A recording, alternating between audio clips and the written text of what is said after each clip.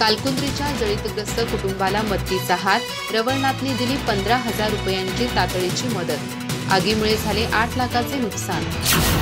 चंदगड तालुक्यातील कालकुंद्री येथील तुकाराम सुबराव पाटील यांच्या राहत्या घराला बुधवारी रात्री अचानक आग लागली. या कुटुंबासमोर या प्रसंगामुळे मोठी आर्थिक समस्या निर्माण झाली.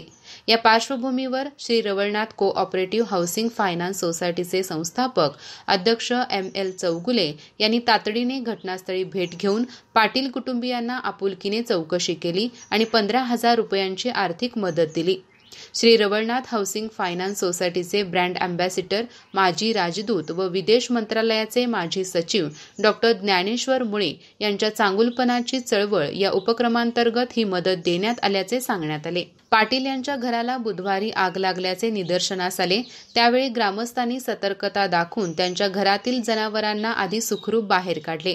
तसेच तातडीने गडिंग्लज येथील अग्निशामक बंब बोलावून आग आटोक्यात आणली. घटनास्थळी कोणीही नसल्यामुळे सुदैवाने जीवितहानी टळली. परंतु तुकाराम पाटील यांचे या दुर्घटनेमुळे 3 लाखाची रोकड, सोन्याचे दागिने आणि संसारोपयोगी साहित्य आगीत भस्मसात झाले. तसेच राहत्या घराचेही मोठे नुकसान झाले आहे. रवळनाथ मार्फत नेहमीच समाजातील अपघातग्रस्त, जळीतग्रस्त, गरीब आणि संकटात सापडलेल्या दुर्बळ घटकांसाठी सहकार्य केले जाते. अशा प्रसंगी माणुसकीच्या नात्याने हतबल होणाऱ्या बांधवांना धीर देण्याचे काम नेहमीच रवळनाथकडून केले जाते. रवळनाथच्या या मदतीबद्दल पाटील कुटुंबीय आणि कालकुंद्री ग्रामस्थांमार्फत कृतज्ञता व्यक्त करण्यात आली. सामाजिक बांधिलकीच्या माध्यमातून रवळनाथने माणुसकीचा ओलावा टिकून ठेवला असल्याची भावना पाटील कुटुंबियांनी व्यक्त केली. या प्रसंगी रवळनाथचे संस्थापक अध्यक्ष श्री चौगुले यांनी तुकाराम पाटील यांना धीर देऊन त्यांना आधार दिला.